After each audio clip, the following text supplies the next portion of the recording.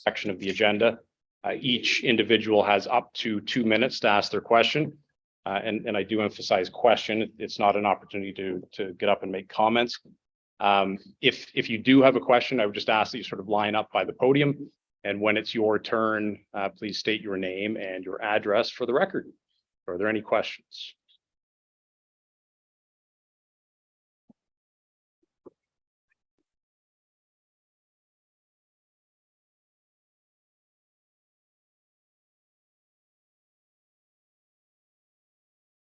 Good evening, sir. Good evening, distinguished council. My name is Garrett Noonan, and I reside at 2 Donhurst Crescent, Alabama, Ontario.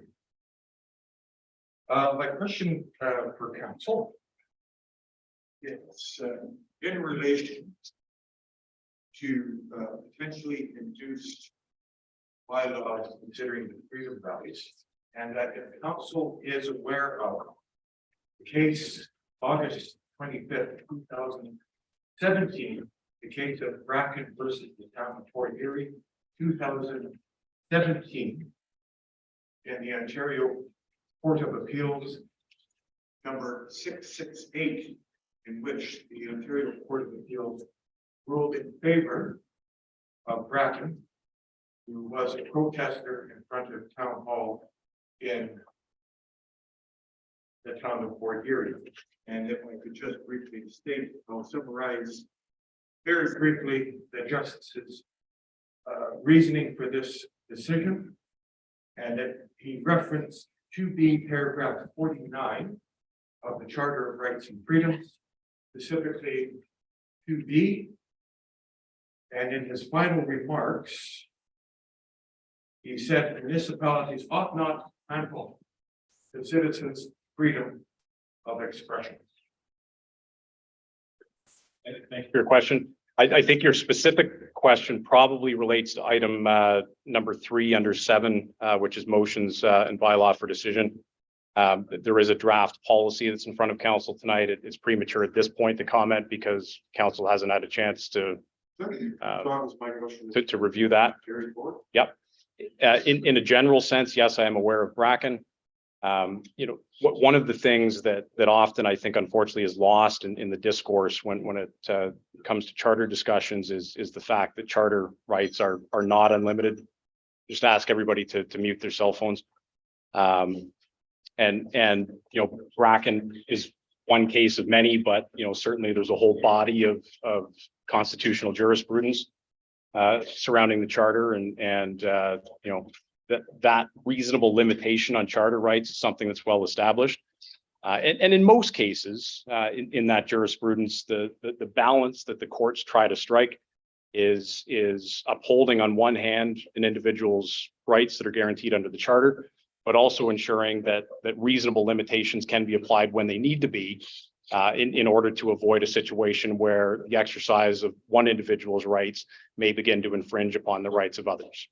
So that's part of the wholesome discussion, and it's discussion that happy to have at any point in time. But the specific question about the policy tonight, what I would suggest is stick around for that part of the agenda, because I think we'll probably have a further discussion around this table when it comes to that policy. But thanks very much. Bruce.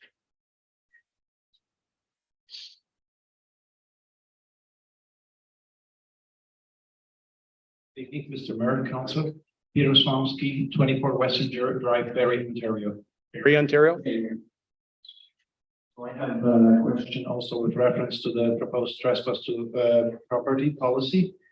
I understand it will be discussed later today, but I just want to ask if it will be checked whether this proposed policy is not contradictory to the Bill of Rights. That will be section 2, subsections A, B, C, and D, especially subsection D, if this will be taken, it has been looked at, or if this will be taken into account during the discussion. Thank you.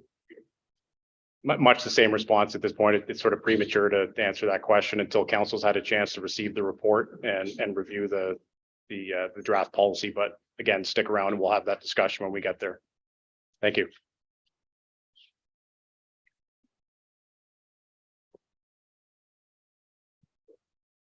What exactly would be the cost if anyone from the council simply said, how can we help? which is exactly what an elected council is supposed to do. Sorry, your name and address? Hamilton Street? Tara?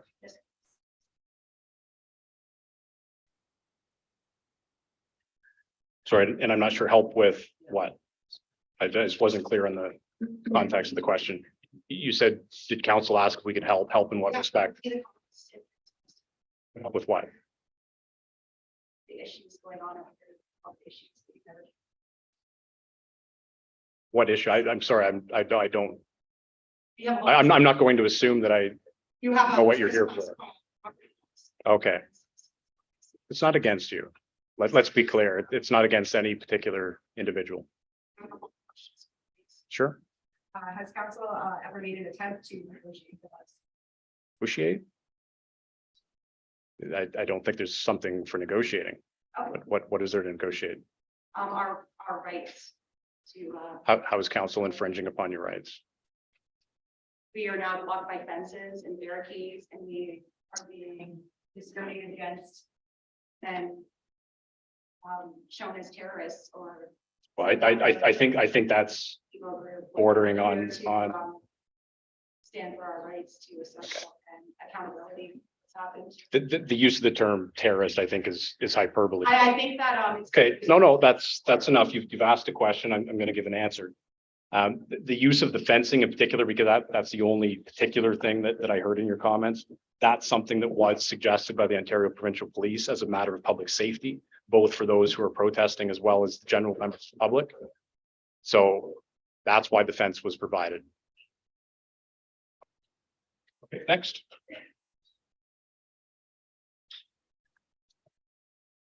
Yes, good evening. My name is Mustafa, 27 Main Street, Orangeville, Ontario, Dublin County resident. If this trespassing policy would be passed and council would be given itself the power to judge the jury and executioner without proper recourse to an individual, no appeal to an impartial decision maker. I would like to know who in council is qualified to make charter violation decisions. Okay, again, I would suggest you stick around for that conversation. Anybody else who is here specifically for the draft policy, if you haven't yet, I would suggest you try to access it online and review that policy. It is attached to the council agenda. So yeah, we'll have a discussion when we get to that item on the agenda.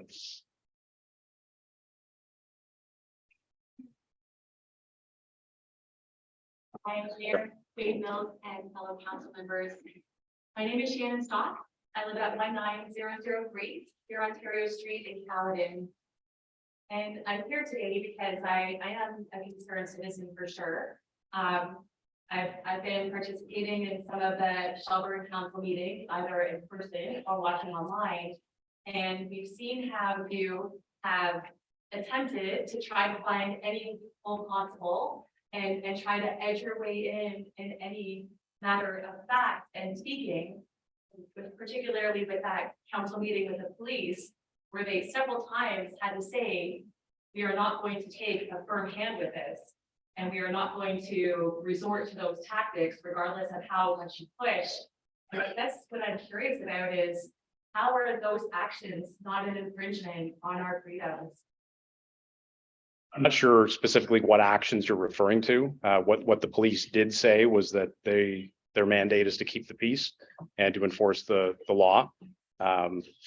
Two events ago, there were criminal charges that were laid. That's unfortunate to see, but clearly in the discretion of the officers there that day, there was activity which crossed the line into criminality.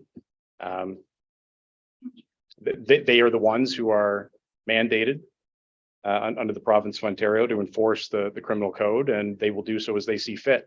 They do not take direction from this council. Seemingly, I guess. It's not seemingly, that's just the fact. Well, we've seen the pattern of things, and we saw what they stated in that last meeting.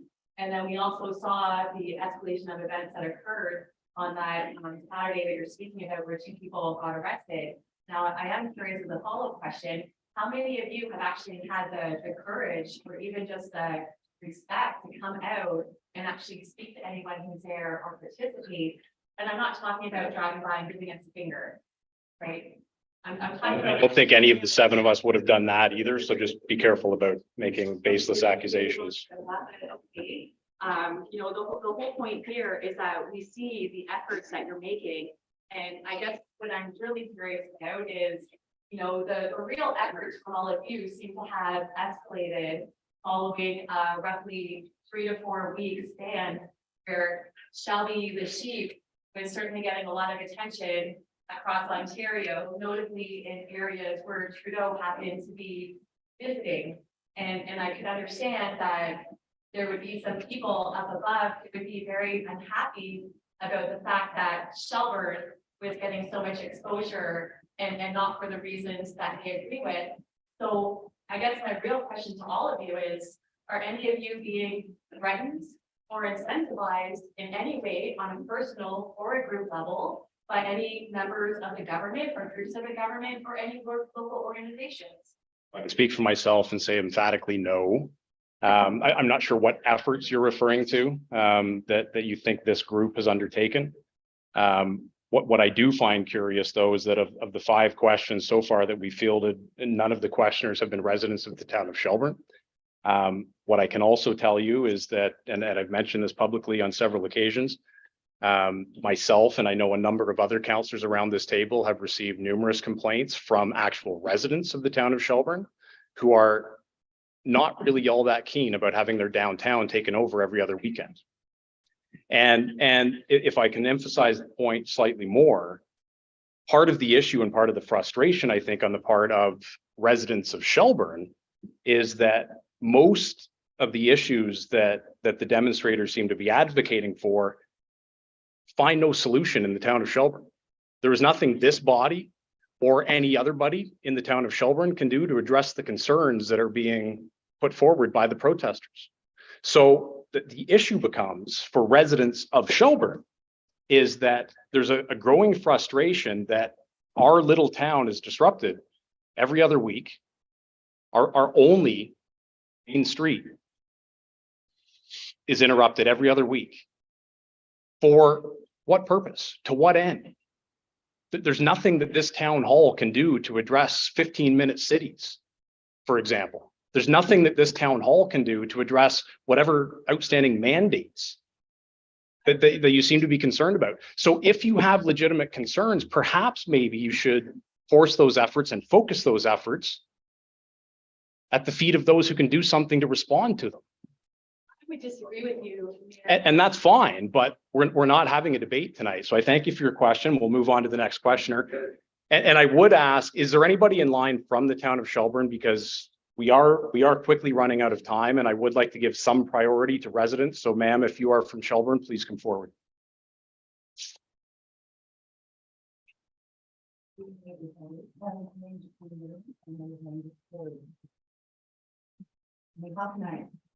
Yes, sorry, we couldn't hear your first name, just for the record. Yeah. So we have met and spoken. After the year, with Mr. Video, and he is deputy mayor on my driveway. We have a picture, the old one from 2019, my driveway, because there's 2 of those water things in my driveway. Cut off valves. Yeah. Mine and my neighbors. They're right in the middle of my driveway on town property. And my driveway is cracking all the way up and collapsing. And so when you came to my house, you said it would be attended to. It's too late in the season last year because we were into the fall. And it would be budgeted in to be done this year. Just be careful. That's not exactly what I said. I didn't say it would be budgeted here. So you were going to, okay. Okay. Is Yeah. the budget? No. The issues. No, what I had said was we would have to look to see if those shut off valves are on town property or private property. That's on 2019. Yeah, it is on town property. If you bring the surveyor and measure from the center line, it's town property, belongs to you. And so my question is, It needs to be done soon. I might want to sell my house, and who is going to buy my house when it's like that? And so if when we spoke, you said they would be moved to either side of the driveway. No, again, June, I didn't commit that they would be moved. I said we would have to determine whether they were on town property or Yes. private property. It is. Well, It- okay. So, thanks, June. I'm going to let our Director of Operations, Jim, speak to this because I had a brief word with Jim just today. So Jim, can you share any insights on that? I have been down to the property the first time, it was with Councilor Donato back in 2018. We did look at the situation then.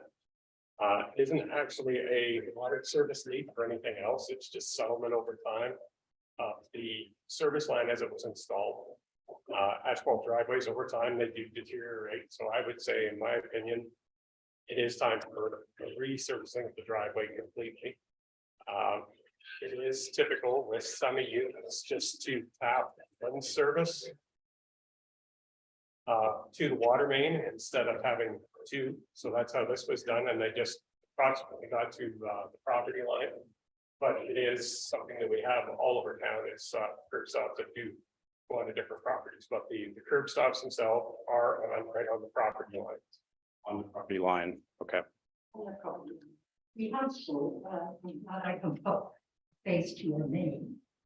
And because that wasn't really a conversation, I ended it because you were quite rude. You were quite rude. And I will speak the way you thought that. Wrong. Okay. And so putting it down to wear and tear is not a specialist in that area. The other side of my driveway, in the middle, it's still you. How would I pay to get my driveway in? And those two things are still in the drive.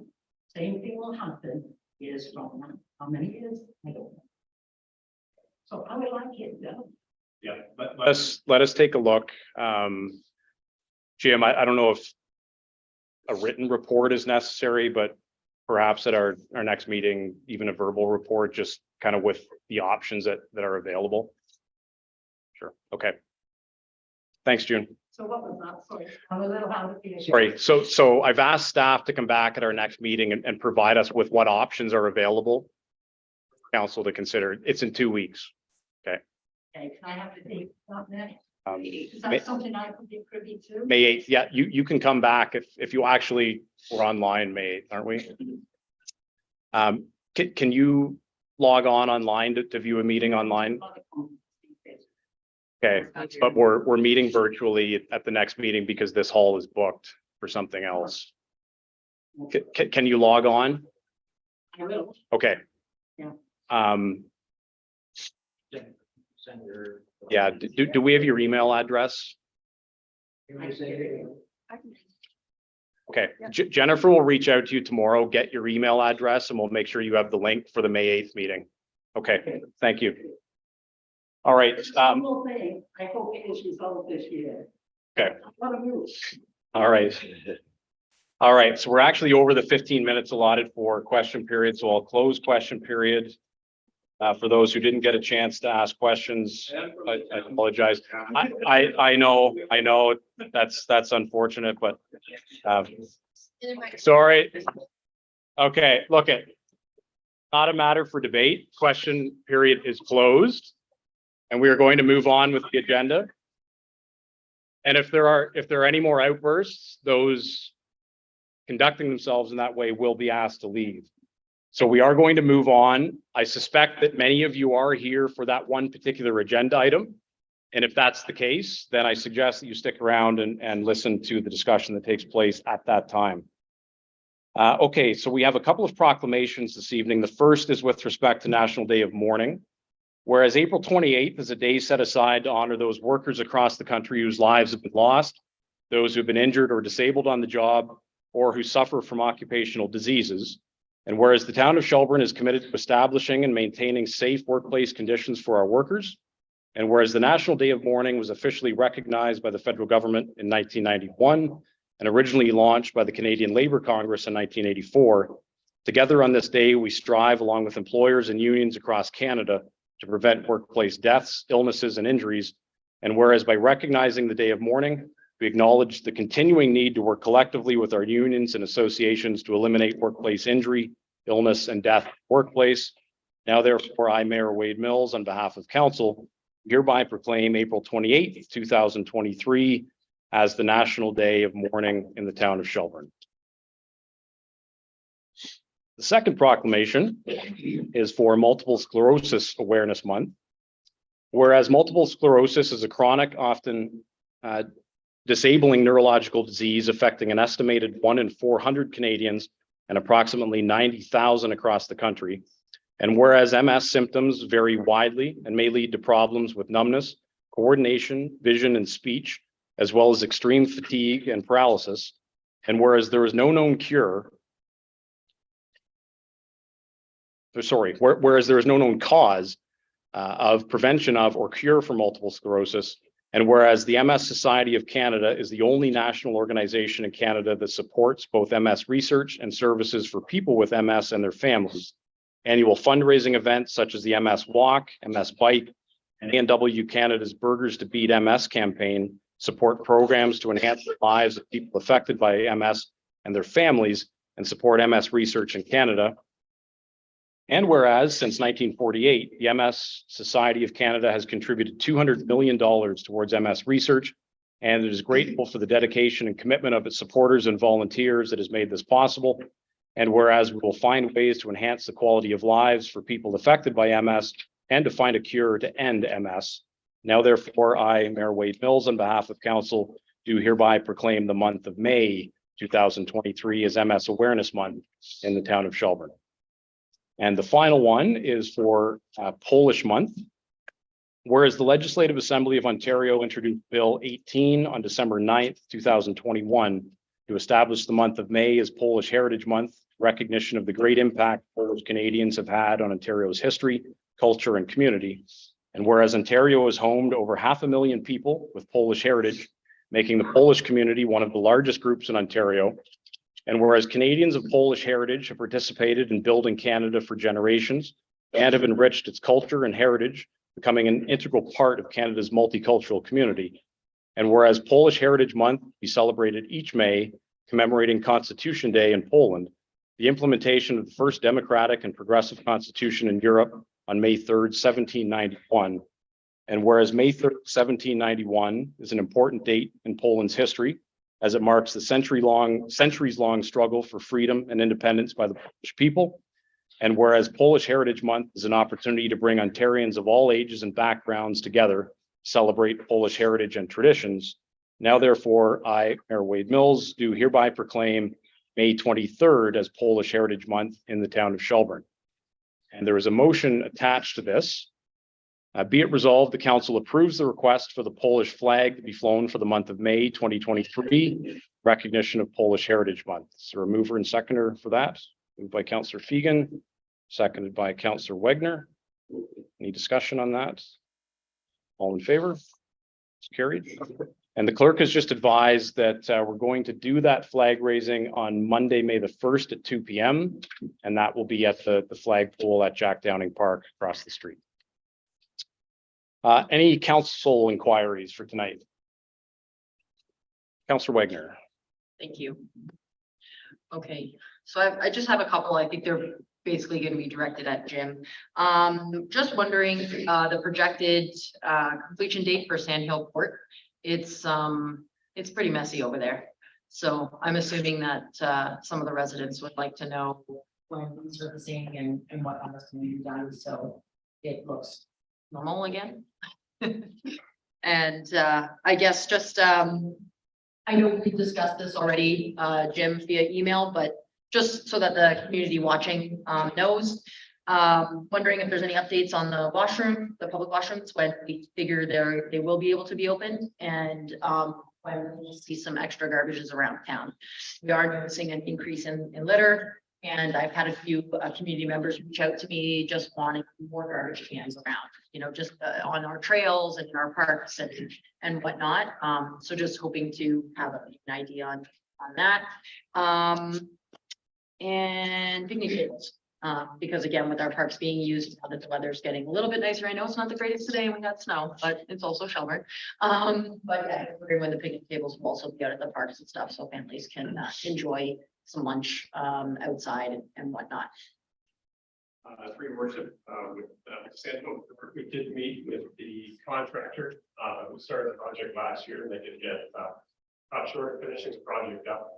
We did have a site meeting with them, 2 weeks ago, and they're mobilizing in there today.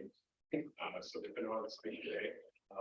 They plan, to be done by the end of May. I think it'll take a little bit longer than that. For them to tidy that up, but, they still have, to replace the base of the road, the water's in, the storm's in, they still have to do curbs and then, reinstate the topsoil and sod and that sort of stuff. So we did circulate notices to the residents, we're aware of that. Within that area, and we have the detour set up again, to go out 511, I believe it's already out there, so. Okay.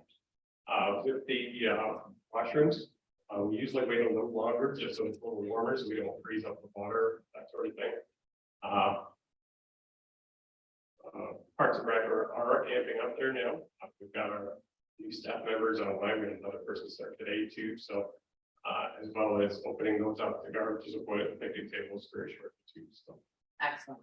And then I guess too, with that, the splash pad, I saw that we have some, fencing up and whatnot. Are we gonna really start going on that? We're hoping to see it ready for like early summer. Yes, there was, I know, I didn't want to give calls there with any kind of timelines, but they are starting on that again. The rehab work on the curbs started today, for where the water and storm connections were made. The contractor for the concrete pad itself is set up, ready to go, so they'll be starting again in another week or so. And they do plan to have it big for June. So. Okay, kids will be happy. All right, thank you very much, Jim. Councilor Bernardo. It's a bit of a follow-up, Councillor Wigner brought up with regards to Sand Hill, and I did bring it up to you prior in the break there, the meeting, Jim, but Robert Street, you've got to do something there, because all you do is watch your vehicle drop down, and I've had a numerous amount of complaints on the cut going through Robert Street. I know we can gravel, but even if we gravel, first rains, whatever comes through, we're back in the same situation. Can we get them to, if that chamber line is fixed, under there, all that? The three worship, they do still have road-based work to do, so that road will be raising up. The driveways are very steep in there now, so they'll have to match out into the road, so that will be cut again. In the interim, we might be able to use some wrap material there, ground asphalt that we have off of our other projects, similar to what we did on Wellington Street after last week with the water main breaks. Anything that will prevent vehicles from creating ruts and disturbing that roadway. It's been terrible all winter long. So anything that will cover that will help preserve it. Yeah, they're pretty soft, so I will look at the real number there. Councilor Fegan. This for Jim as well. I think Jim's probably gonna have the best answer. to this. Okay. Sorry. 'Cause I was gonna say, I have a quick one for Jim too, so I was gonna, while he's up here, it's not pile on Jim night, I promise. I was just curious, it's been a while since we've heard any information in regards to the Victoria Street property and the remuneration of the property there. That's We me. can have it, is it? That's Denise, yeah. Denise problem? Or- There. A little bit So both. we're still looking at remediation of that site and some of the costs associated with completing that. It's probably not going to come back to council until September of this year with the date. If it comes back sooner, we'll certainly let you know, but we did informally advise the organization that was interested in that property on what the timelines were looking like. Thank you very much. And mine's quick, Jim, just over the past couple of weeks, I've had a number of comments or questions regarding the increased aroma coming from our sewage treatment plant. Just for the benefit of those perhaps watching, could you comment on why that might seem a little more intense than usual? Spring worship, yes, we do get it every spring. Those ponds are used as surge ponds, so they take the spike out and the flow is coming into the plant that we've seen with spring thaw melt. And then we did have a couple of rain events in there too that also didn't help us out, so the lagoons were pretty well full. And then we had a week of decent weather there that just kept magnifying all that.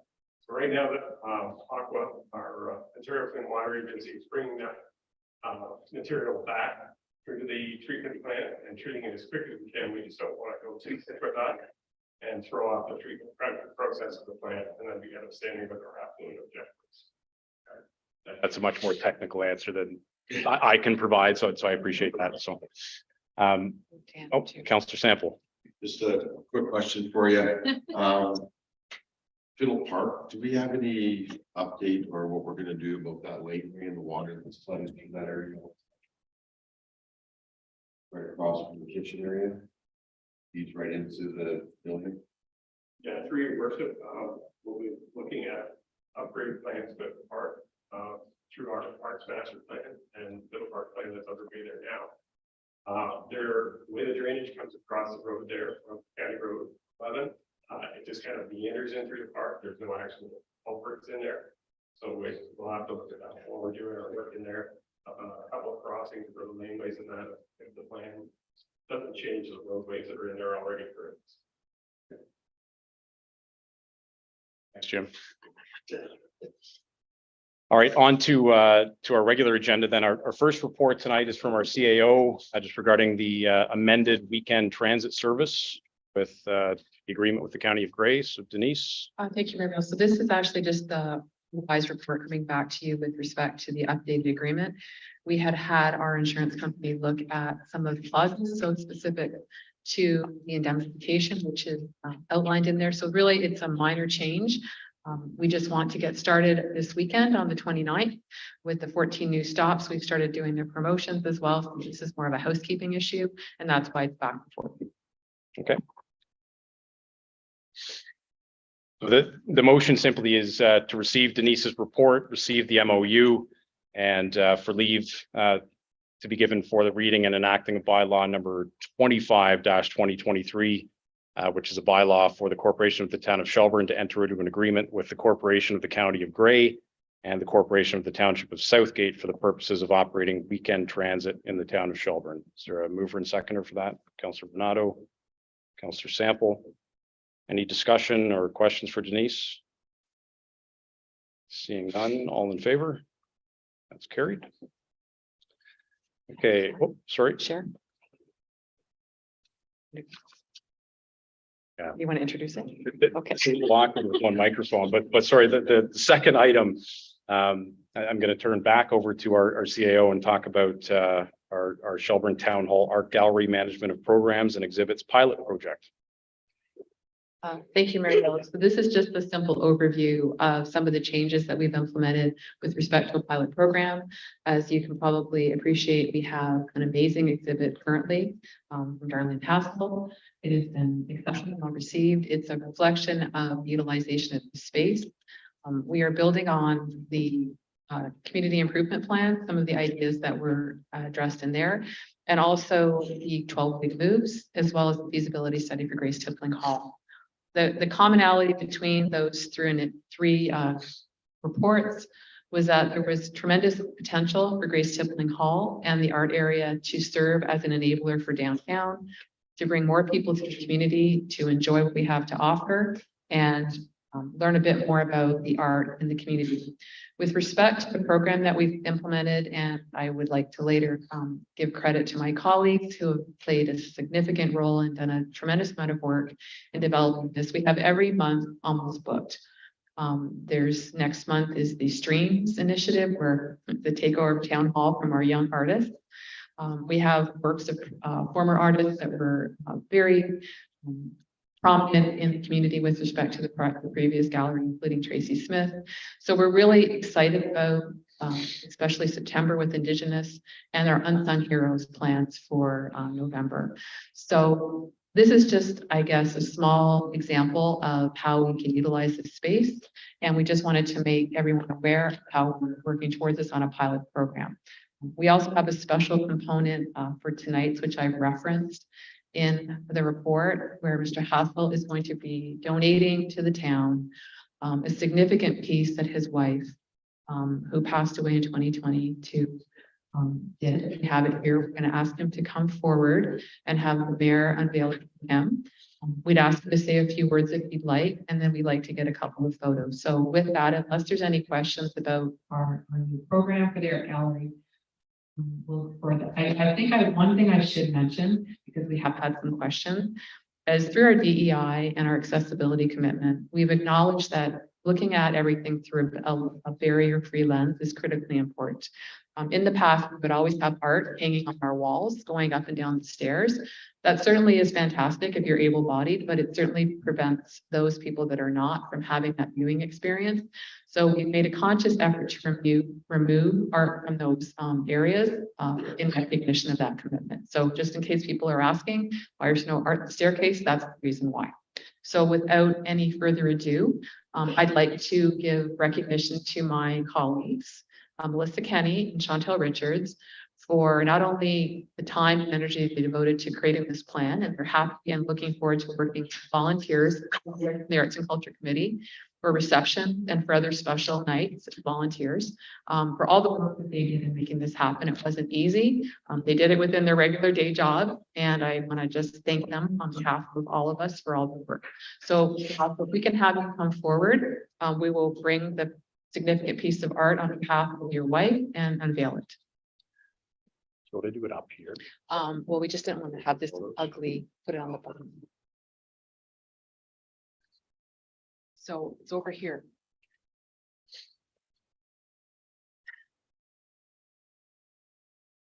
I'll bring this in.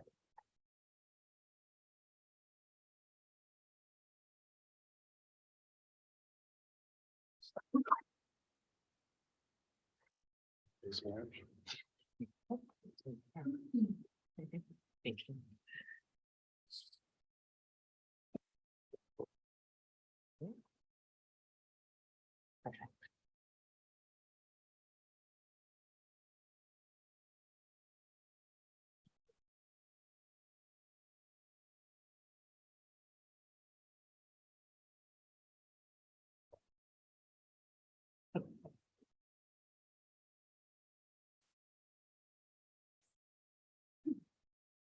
Yep.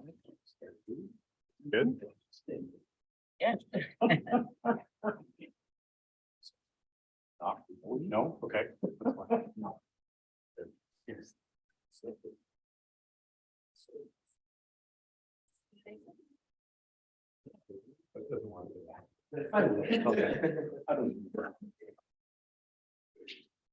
We've lived in this town for 10 years now. When we first moved into Maple Court, just nice, quiet little neighborhood. Reminds us of where we lived in Calvin, a large property. And the first thing my wife did when we moved into the house and the renovators came in and started tearing down walls was setting up a studio. She's been an avid artist all her life. Business took her away from it for a number of years, but she got back when she retired. I feel that this is an appropriate thing to give the family to enjoy for the rest of the town hall's life. So that's all I've got to say. Thank you. On behalf of.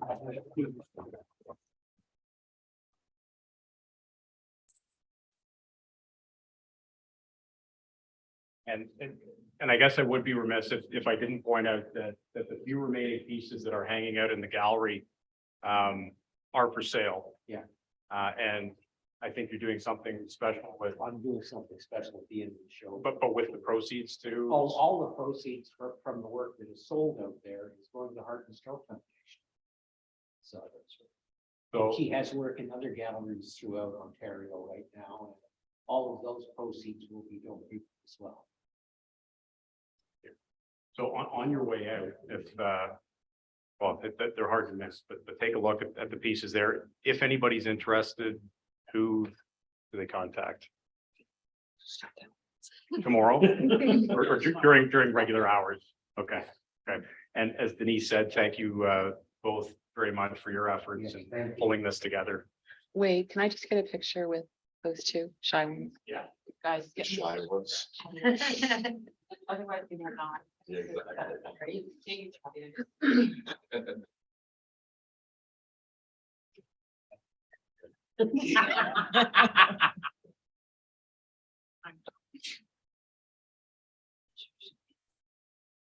Good. All right. Thank you, sir. Thank you. Move this back out so you can sit. Yeah.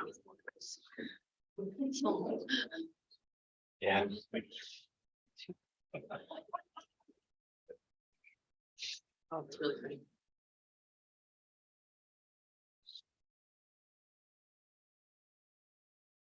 Okay, Okay, this one.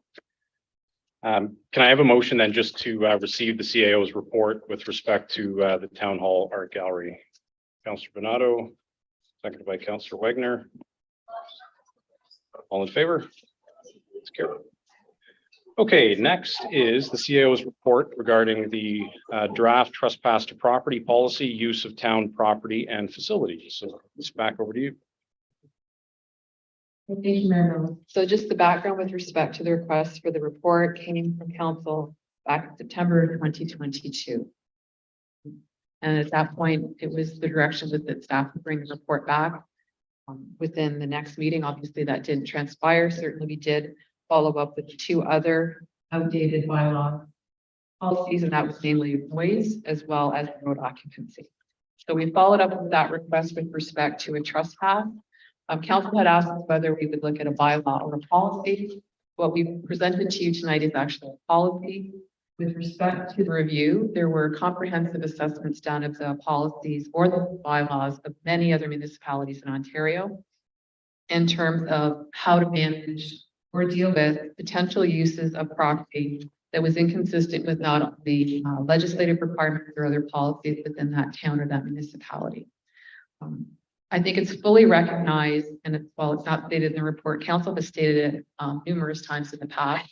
It was actually something that you publicly stated when we were directed to do this. You have said that repeatedly or inferred it that right to peaceful protesting is protected under the Charter of Rights and Freedoms, but it does have limits on what is permitted by protesters. At the time too, we had been asked as staff, as you had been in council, that there were questions about the by protests called freedom protests, which are held downtown, and what applicable bylaws or policies might be utilized, because many in our community had expressed some frustration with what was impacting their quality of life, peace of home occupancy, and businesses that were being negatively impacted due to the actions of the protesters at that time. So with respect to what we've outlined, we have outlined of what we've looked at, that while there are certainly regularly utilization of our parks properties, our facilities, and that more than just Jack Henry Park, but park-wide municipal green spaces, there are instances where people do engage, whether it's field use, whether it's any other occupant use, in inappropriate activities that may not be compliant with our policies or bylaws. We certainly have a range of fines and things that we can apply with respect to those behavioral inconsistencies that we're concerned about landing in the provincial court under the offenses. So what council had asked us to look at, and you can also have legal advice on this, and this policy has been reviewed by our lawyer, is what can be done when there is a deviation from those rules with respect to policies, bylaws on municipally owned property, and a deviation from that, and does a trespass approach apply? And what we've identified in the policy is this. So the policy is broken into a number of different headings, from purpose, policy, statement, definition. I won't go through them all, and procedure. So I think one of the questions that was asked, and I'll reiterate the mayor's, yes, we are fully aware of the state of decision in the court from the Fort Erie situation and protest for council. We certainly acknowledge the freedom of people and their rights to protest. one of the questions that we as staff have been asked is whereby, as it relates to park permits, which protesters do not have, if another organization, and this could be in any scenario within our park structure, had a permit and a supplemental person or user came into that park where the permit was actually held by someone else, what are their rights? And the question was that the permit holder has the rights and that the person who doesn't or the organization would be asked to leave. In the event through the process that was not applied with, then at least there is a mechanism to provide for adjustment and a notice of trespass in that toolbox of potential outcomes. So I'm trying to make it clear that this is applicable to all parks, properties, and facilities of the town of Shelburne. And we've gone through the process with respect to what can be utilized to provide that notice. I'll address one of the questions as well with respect to use. I think, as the mayor has said, that the right to protest as per the charter is fully respected. I would say that it's celebrated as part of Canadian democracy. But at the same time, there are things that the town, as we've identified in our facility allocation, our facility park permitting, that are required to ensure that the risk that the town, on behalf of its taxpayers, is leading. And that means that if there are insurance issues with respect to activity or product or property that's brought onto our property that would create risk for us or future liability, that certainly is an issue. So for example, a protest usually in terms of a definition is not a large special event. It doesn't include barbecues and bouncy castles and all of these things that could trigger other issues and become a special event. So I think council was asking us to clarify that with respect to what is an acceptable use of public property and how we would manage those uses in an appropriate protocol where the trespass policy, if you don't have a bylaw, would be utilized in a fair and equitable way to address some of those inequities.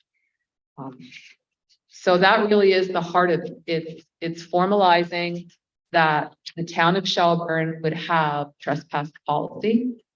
It would be triggered and utilized as required, and particularly where a range of existing protocols are not being complied with, and they would be adjusted so that we would enforce those directions.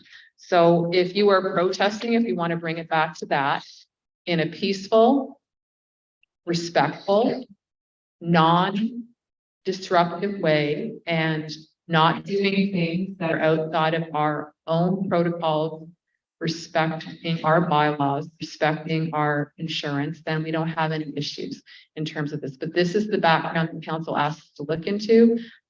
I have outlined for council that in this review, we are not the only municipality that would have either a bylaw or a policy. I had listed that there were probably 15 other municipalities that we reviewed in the context of developing this for council's consideration. We looked at the city of Hamilton, the city of Kingston, the city of Oshawa, the municipality of Grey Highlands, the township of Muskoka Lakes, the city of Windsor, the regional municipality of Waterloo, as well as the city of Mississauga, just to name a few. So really, I don't think there's much more, Merrills and members of council, to provide to you. I've requested it before you based on your request that we look at whether a park use bylaw, whether a trespass notice provision, whether a trespass bylaw would be the most functional response for the town, and staff are recommending that a policy be adopted and that it would be utilized accordingly and as needed. Happy to answer any questions. Okay, thank you. Are there questions for Denise or comments generally? Councillor Sample. I just under, you haven't taken away anything about anybody's, I'm just reiterating what you said there. Anybody's rights to protest at all under this policy that I can see. As long as they haven't broken any of the other rules that are established in the policy or under our parks. Rental agreements, if that's the case that they have to do. So in events, if they're having events, they rent the grounds and they do what they need to do. Under what you say can't happen in those areas, correct? Answer that here. Sure. Sure, I mean, I can restate it again, that I think council has not only this term, but last term recognized the right of individuals to protest, that they recognize and respect the charter.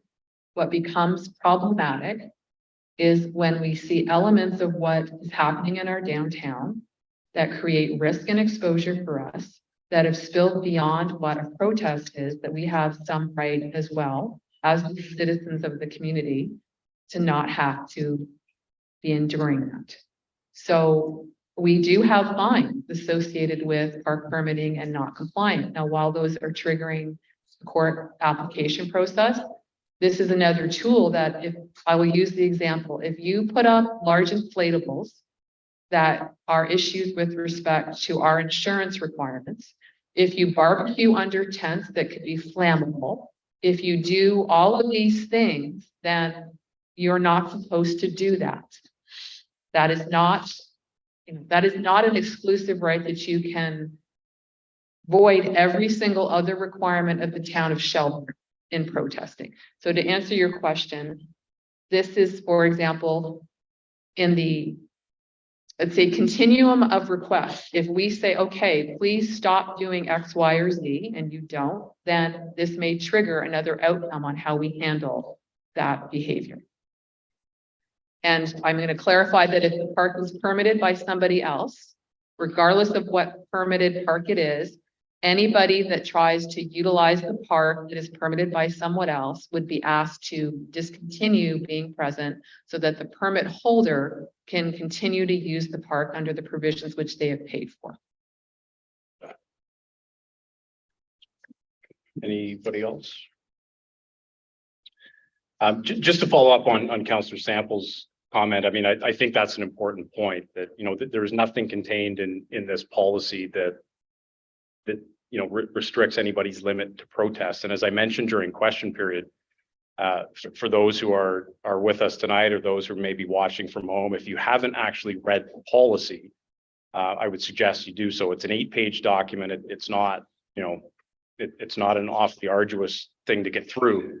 And despite, perhaps what you may think just reading the heading on the agenda, that this is not some draconian measure. In fact, this is something that is widely used in other municipalities, as our CAO alluded to. And what I like about it, and one of the chief reasons that I'm going to be wholeheartedly supporting this, is that it provides protection for not only the corporation of the town of Shelburne, but for residents of the town of Shelburne, regardless of what town property we're talking about. So, if somebody is renting this room, for example, or a pavilion in our park, or sports fields for minor sports or adult sports, this policy applies across the board to all town properties. And one of the things I like about it is the progressive protocol and procedure that is spelled out at section 5.2, I think it is, to provide a whole series of mechanisms to deal with these potential conflicts. It's not jumping to trespass right out of the gate. Trespass is sort of, the final option that becomes available if and only if the other, sort of less serious avenues don't work. And from a real practical point of view, what I think this policy does is it addresses the potential conflict, as our CAO has mentioned, of a situation where a resident or group of residents goes through the proper process, rents a town facility, applies for the permit, gets the insurance requirements that are necessary that covers themselves and the town, and then shows up at that facility on their prescribed date, when they've been essentially assured exclusive access to that facility, only to find that somebody else is occupying it. This policy now will provide a clear methodology for everybody concerned as to how that conflict is dealt with. And, you know, as I mentioned, sort of the ultimate step here is that if all other efforts fail, then yes, a notice of trespass will be issued. So I will be supporting this. I think it's reasonable. I think it's, you know, it's applicable in a general sense to all town-owned properties. And I think it provides a level of protection to the corporation as well as to the residents of the town of Shelburne. Any other questions for Denise or comments generally? Sorry, Councilor Sample. Yeah, so I agree with you, Wade Mills. I'll just take it a little step farther. I think it's protection on all parts. I don't think it's just protection for the residents of Shelburne and the municipality. I think it's everybody and all parties involved would be the protection for. Because if there's something happening out there that could harm anybody in any shape, way, or form, that notice can be given in that. So it's for everybody's part. It's not just for those. Yeah, absolutely. Councilor Wagner. And I think we need to remember that as counselors, you know, we have certain personal opinions and you know, views and things of that nature. But at the end of the day, our job is to protect our community and to make policies or you know, implement bylaws and whatnot that help to sort of do that. And so something of this nature, you know, isn't directed at a specific group. It's something that will protect anyone and everyone who's using any of our facilities within our town. So it's, I don't want anyone to feel that it is directed at them because it isn't. It's for the town as a whole. So I know for myself, when I'm using a park, and I have created a lot, I've done a lot of stuff in this town. If any of you are paying attention, you'll know that. And I have done a lot of events and I have done a lot of community outreach, and I have voiced much concern around this table with regards to certain aspects. And if I have paid for something and I am using something and I go to use it and someone else is there, I need to know that I have recourse to make sure that I can use this facility that I'm supposed to be using, especially when I'm doing an event, you know, like Canada Day or something of that nature. If we go to use Fiddle Park during Canada Day and people, the community is expecting Canada Day to be held at the park, and there's someone else there, maybe not even from this town, we need to make sure that we have those clear and direct, you know, resources to say you can't have this park at this time because someone else does. So, you know, in this aspect, that's what this does. It's to protect everyone. And as a resident of this town, I need to make sure that my tax dollars as well are not going to be going towards a lawsuit. So I want myself as well to know that I'm protected as a community member too. So we have a difficult job to make sure that we protect the people in our town as well as the corporation for that exact reason. So, you know, when we make these decisions, they are not necessarily based on our personal opinion. They are based on that we need to make the right decision for 10,000 people, not just what Lindsay Wegener wants. Thank you. Thanks, Councilor Wagner. And I think that's a key point too. And I mean, how many times have I said that, you know, part of the job that the seven of us have up here is to balance competing interests. You know, almost without exception, I think the issues that come before this council, you know, you could find people in the community, constituents that we represent on both sides of the issue. So this isn't about personal opinion. This isn't about personal feelings. You know, what we have to try to do in all cases is to try to cut through the noise, thread the needle as best we can, and find solutions that are reasonable and as you say, you know, represent the best interests of this community as a whole. That's not always going to make everybody happy. In fact, it may not always make the majority of our constituents happy. But that's why every 4 years there's an election. And having just been through one, the 7 of us have been charged with the responsibility, in many cases, the unenviable responsibility of making these decisions. And whether we like it or not, that's why we fill these seats. And it's our job to make those decisions. Last call for questions or comments. If there aren't any, I will ask the clerk for a recorded vote on this one.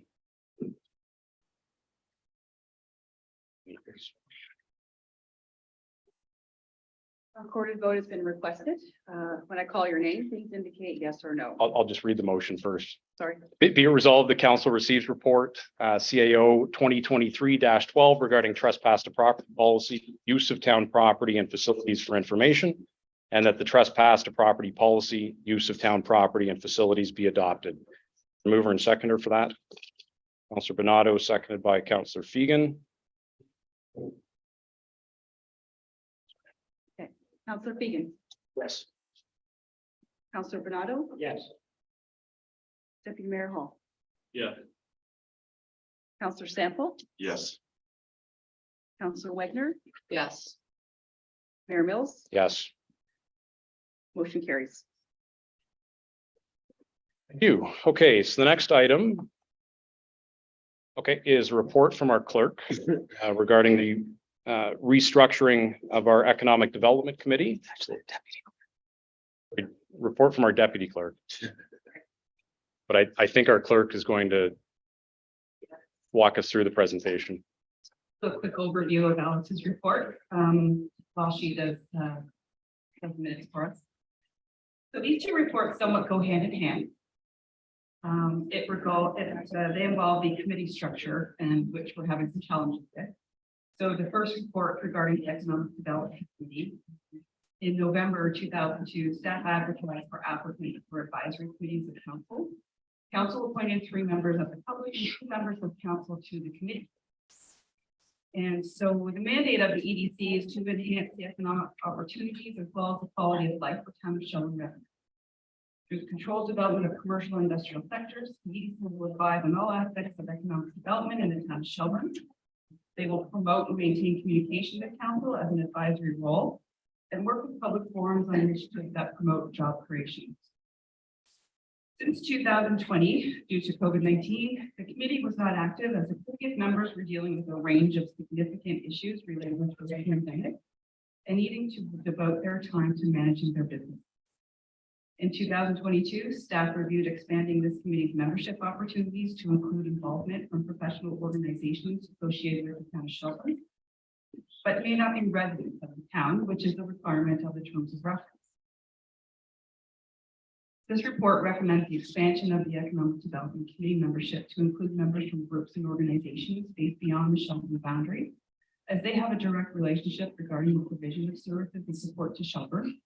This would provide an enhanced ability of the committee to meet the directive mandate, specifically when it comes to regional efforts. General information on the recommended categories is noted in report items 1, 2, and 3.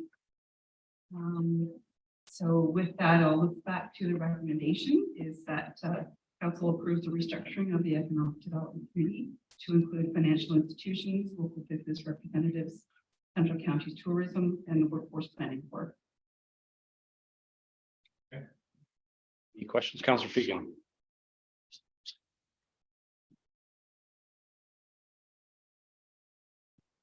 I do like the units in the presentation of including or reaching out and adding more members to the EDC.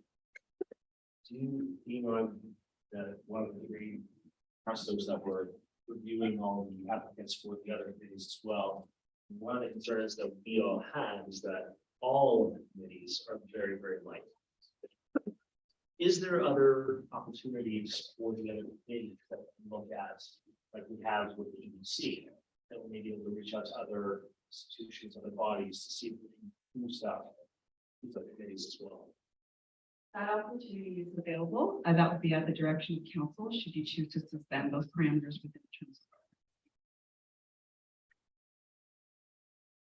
Are you thinking of something in particular, Councillor Fegan?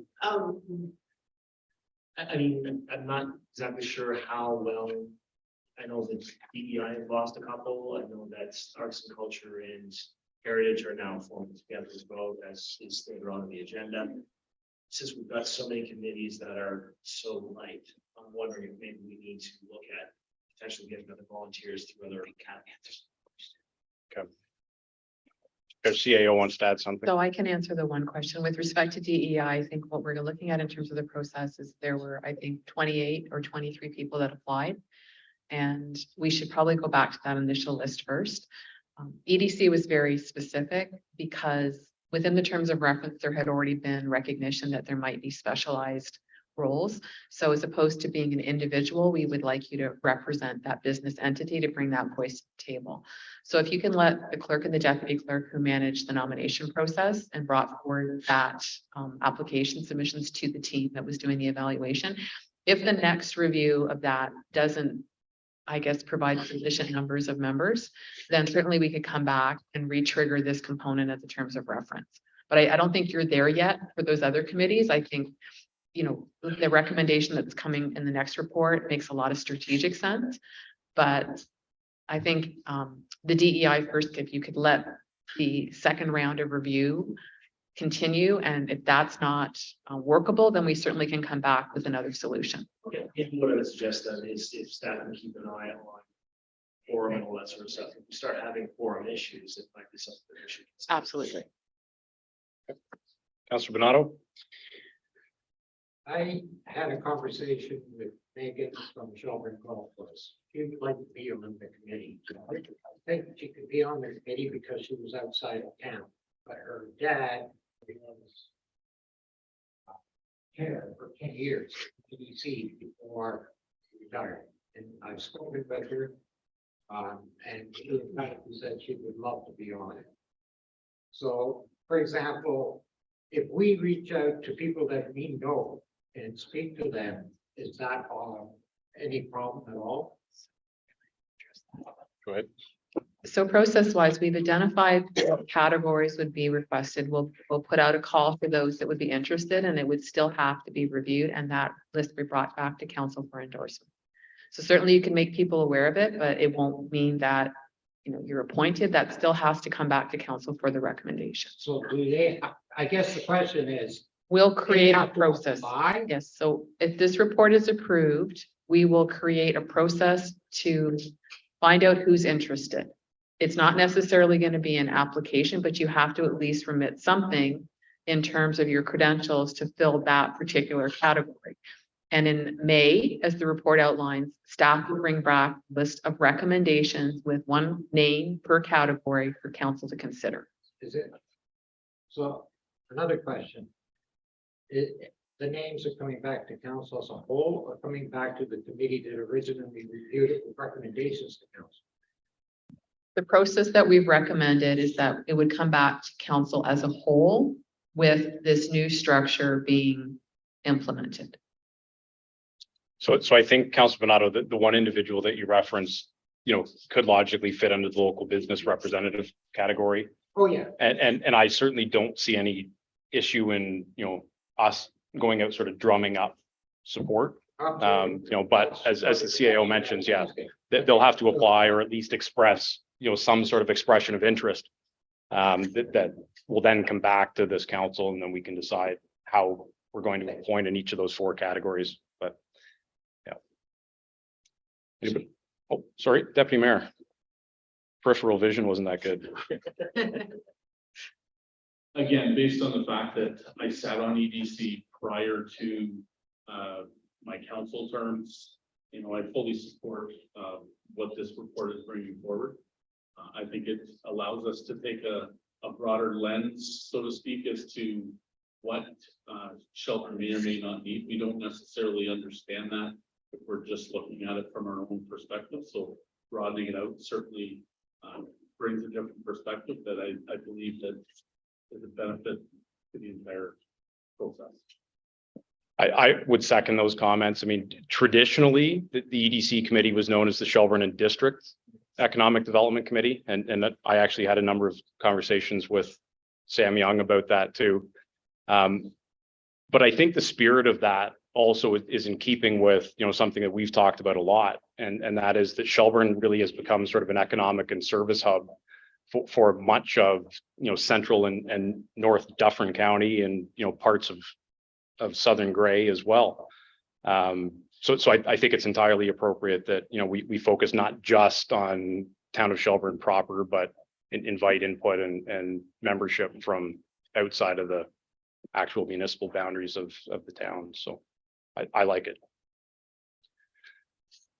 Okay, if there's no other comments, then I'll ask for a motion to receive the report and to approve the restructuring of EC to include a member from each of the following four groups: financial institutions, local business representative, Central Counties Tourism and Workforce Planning Board of Waterloo, Wellington, Dufferin, and to give direction that the EDO bring back a further report to council in May with appointment recommendations. Moved by Deputy Mayor, seconded by Councillor Fegan.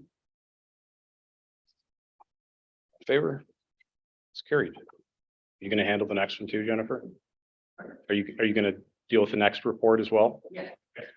So the next report speaks to the amalgamation restructuring of our current arts and culture, as well as our heritage committees. Thank you, and through your worship. So similarly, on March 13th, Council enacted bylaw 18/2023, appointing public members to committees and boards. Since the appointments were made, we've had some individuals resign, and one has resigned from the Arts and Culture Committee. That being said, both the Heritage and Arts and Culture Committee have similar membership, 5 members who share three of the same sit on each of those committees. Staff have researched other municipalities that have a combined arts, culture, and heritage committee. Those are noted in the bullet point on page 2. So at this time, staff are recommending the amalgamation of both committees into a combined arts, culture, and heritage committee to maximize both staffing and membership resources. Projects that have been started by both committees can be promoted by either or of those committees. Combining the two committees into one provides greater resources, both financially and through having the ability to accomplish projects in the future equally. And included in the recommendation is that the newly formed committee, should council approve that tonight, will bring forward a combined updated mandate for council's consideration. Yeah, I mean, for what it's worth, I think this makes a lot of sense too. If we can streamline resources and kind of funnel those resources into one committee with a larger mandate, I think that only makes sense for a whole host of reasons. But Councillor Wegner. Thank you. Yes, I definitely don't mind that, just as we do have issues sometimes reaching quorum. My major concern is the budget. Currently, both committees have separate budgets, and I fear that amalgamation into one will potentially reduce that budget, and it may not within this term or these council members sitting here, but we don't know if we will be here over the next 4 years, and so or the next term. So my concern is the next council that sits around when they're looking at budget. And they see, oh, wow, this committee has a pretty big budget, let's reduce it. I'm worried about that, because with what we have, like our vision right now with regards to arts and culture and heritage, there's more murals, there's like events and things that we want to do. So reducing that operating budget would substantially, or at least potentially, reduce what we could offer to the community. So how do we secure, I mean, I can't, I guess, because it's yeah, I guess you can, because budget is budget, right? You use it and you don't, and Or increase it. oh yeah, I don't mind increasing sometimes, but I hate when it like gets drastically reduced and then we can't do anything. Then what's the point? Yeah, So- accessibility budget got incorporated into it, and it'll be used in there. Yeah. There's members there. And So- there's such a use any budget. Yeah. I'll take a stab at this. And through the mayor, this is why it's really important for committees to have priorities and to have a work plan. And the work plan should be aligned with budgetary expenses. So for example, within your 5-year budget, which is what we look at, and the budget is shown, Where council would actually have the discretion is if the committee regularly underspent its budget because it wasn't delivering a range of projects it committed to. So if within the plan over the 4 years, for example, that there was a mural every year, then it's probably understood that commitment in the budget is necessary. So I wouldn't suggest that virtually a budget, just because it's increased, is going to be subjected to a decrease. Your plan should actually guide, as we always talk about, form follows function. If your function is that, then the form is the budget and it should follow that. So you're fine. Okay, okay, that makes sense. You'll be good. Lindsay. That makes me feel better. I will make sure that there is stuff on the docket. Well, I think there's always an opportunity, for the committees at budget time to make their pitch. And, as Councillors Bernardo and Sample might remember 2 terms ago, my first term on council, I was the chair of EDC for at least a portion of that. And routinely, it seemed every year at budget time that there was, I'm not going to say a thrust, but there were at least questions about the size of EDC's budget. And, I sort of took off my councillor hat for a minute, put on my EDC chair hat and tried to make the best pitch I could for the committee. And that can happen in any budget cycle. Yeah. If the council today has questions about any committee's budget, hopefully the council will at least invite the committee to come and make the case to justify their budgetary ask. And then ultimately it's up to the 7 who fill those seats at that time. Sure. And I'll back up the mayor's comments. I was on the accessibility committee with a $5,000 budget, went down to $2,000. Now it went down to 500, and I actually was the one that reduced it at the time. But the point made, we had to justify that budget every time we went forward for an ask. And as long as it was justifiable and actions and things were done, it was approved by council. But if there's no results and you've just got money there, you're transferring year to year to year, there's no justification for that. And I'm always relying on staff, especially the treasurer. They don't bring things forward for the committee's budgets unless they think that with the committee, something will be done with that money, and they make those recommendations. I mean, how painful was this year's budget? And if I might add, it's not, the intention should never just be you're rolling surpluses into reserves. Yeah. Right, so if you've made the proper plan and you've got the budget for it. Obviously, if you've got something that you're needing reserves for, that's part of your longer term vision that you're then again going to the council of the day and making that sales pitch to. Right. But the intention really needs to be the committees need to target, that's our spend this year. Right. Not, hey, this is just here just in case. Yeah. And, as members on those committees, that's really what we need to go back to them with is, this is what our budget is. This is what our spend needs to be. We need to hit our target. Right. Because if we're not hitting those targets, then we are not providing the residents Yeah. with what we need to. Right. Yep, that makes sense. Okay, I feel better. Councillor Fegan? Microphone. This was actually more of a comment, and Councillor Wagner, it's gonna be on you and me probably to make sure that we Yeah. take care of this. The only concern that I have with amalgamating arts and culture with heritage is I think it's imperative that we make sure that heritage does not get lost. Yeah. Our history is too rich. It cannot be forgotten.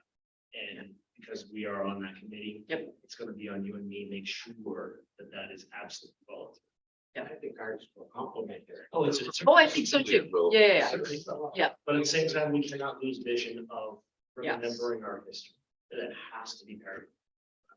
And I think heritage can complement ours. It certainly can. yeah, I mean, they both sort of dovetail nicely or can, I think, in my mind. And I think foundationally, part of the key is so that we ensure that happens, long after you and Councillor Wagner are not members of council, that the mandate that's going to come back to us properly reflects that. So I mean, Yeah. that's something that we can do to create that sort of institutional security for that heritage component. Perfect, So, perfect. Okay, so looks like we've exhausted that. So I'd look for a motion then to receive the report, approve the amalgamation of the Arts and Culture and Heritage Committees, and to provide direction for a new mandate to come back at a future meeting for council's consideration. Is there somebody willing to move by Councillor Sample, seconded by Councillor Wagner? Councillor Benato's on the record enough tonight. All in favor? It's carried. Okay, I think the next one's yours too, but the bylaw for NVCA. There's probably not much. Hope you don't have any questions for it. Regarding the MBCA bylaw is a request from the MBCA, and it's as a result of Bill 23. Okay, our CAO has offered to answer any questions if there are any. Are there any from council? Have you been to a meeting yet, Councillor Fegan? Two? Okay. Any insights from? Frustration? I can sort of did it maybe a little bit more than maybe. Because I was there last year. The minister has mandated to all the conservation authorities that there has to be an MOU with all municipalities in place. There's a certain time frame for that to happen. And the NBCA is applying and trying to get through with that time frame. They have to specify exactly what services they are providing the town in the MOU and what extra services that the town may want that are willing to pay for it. That also has to be specified. So this is a reason for this MOU coming forward. It being asked by council to adopt because of that reasoning behind that. So this is already a long process that's been through. There's a lot of conversations with a lot of municipalities within the watershed on this. And unfortunately, the new rep on the conservation authority is playing catch up. Would it is playing catch up? Would have been a lot easier on if he had been there last year, picking up on what the province's force of the conservation authorities have. I'm just trying to remember, did we traditionally enter into any sort of agreement with the NVCA on an annual basis? Okay. We've had an agreement with them for years on that. But it wasn't something we did annually, right? Not annually, but this is new. Yeah. This is what the minister wants. In the information provided, every term we do enter into a new MOU, and that is for planning services, so they can provide feedback in relation to planning applications. There's a reasoning, I think, behind that is that municipalities may opt for different things they want done, and this is their opportunity at each new MOU to have that, but also there's a cost involved when you start getting into certain things that you've done. Well, you specify it along with the cost that the municipality has to pay down. Okay. All right. Any questions? No? Okay. So we just need a motion authorizing the bylaw to enter into this MOU with Nottawasaga Valley Conservation Authority, moved by Councillor Fegan appropriately. For seconder for that, Councillor Benato. I will let you back on the record for that one. All in favor? Great. I'm just going to let the clerk catch up with Sarah, or we're okay, I think. Okay, perfect. All right. On to notices of motion. Are there any notices of motion this evening? Seeing none. Communications. So fairly healthy list of items tonight. Is there anything on there that anybody wants to deal with individually?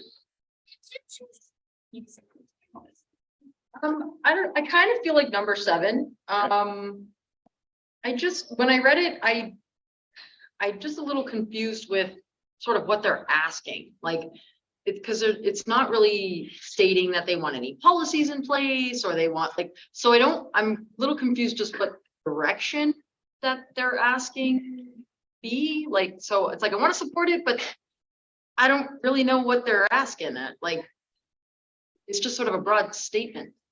There's not. For January Qualities, so. Yeah. Municipalities support gender equality. Well, it's like regarding barriers for women in politics, right? So it's like, again, sexual harassment and things of that nature and whatever, but there's nothing within their motion, I guess you could say, that is a direction, like a clear, do this, you know, or implement that. It's just sort of a statement. I don't know. That's what I'm thinking. That's what I'm saying. I think that's kind of the point. I mean, it's, I don't know. yeah. I'm like, I want to support this, but I'm not sure You can't go out and. what I'm supporting. and- you know what I mean? Like, I know it, I get it. Like, part of it doesn't make sense to me. And then other parts is like, but it's important and, but I don't really know what I'm supporting at that. Yeah, you're right. I mean, it sort of generally talks about taking steps to ensure that our political environment is inclusive and welcoming. Well, yeah, I mean, it's a nice platitude, and I hate to even say that, but Yeah. you know, there isn't a lot of meat on the bone. So I Right? mean, I'm like- if you want to put it forward, I'm happy to support it sort of Yeah. as a symbolic gesture, but yeah, I agree. There isn't a That's lot of. like, like, I want to support this, but it's not really up to, you know, a municipality who runs or who gets voted in, or, you know, in that aspect as well, right? So, I mean, it's good to encourage more women to run. And I guess once they're in the seat, I don't know, like, I mean, I just feel like we're always respectful and it should just be that way across the board. So I don't know, but yeah, I'm willing to support it if you guys want to as well. If you want to put forward a motion, I'm happy to second it for you. That would be wonderful. Okay. All right. So motion moved by Councillor Wagner, seconded by myself to support the resolution from the Township of South Glengarry. Yeah. Yeah, with respect to promoting an inclusive environment, inclusive political environment. Discussion on that? All in favor? I mean, it does no harm. Yeah, no, that's what I was. That's carried. Right, I'm like, it does no harm. It's just, I wish there was a bit, maybe more meat on the bones too. Yeah. You know, be more specific. Anything else, Councillor Bernardo? Number 6 is something that I think I bring up every year with regards to the seniors nomination. Can we put that out publicly for nominations? For any senior, every senior that should be nominated, and hopefully in the past, we've had some that have made it, and just looking that some nominations will come forward again this year. Deadlines is April 30th. So it's tight, but yeah. What I would suggest, I mean, yeah, by all means, I think bringing it up here, and hopefully anybody still left in the room or watching from home may think of a worthy senior. But any of us who may think of somebody that's maybe a good way to get a nomination into. Yeah. So, anything else from communications? Okay, can I just have a motion then to receive the other items listed for information? Councillor Fegan, second by Councillor Sample. All in favor? That's carried. And a motion for our confirming bylaw. Moved by Deputy Mayor Hall, seconded by Councillor Wagner. All in favor? Carried. You can put it up.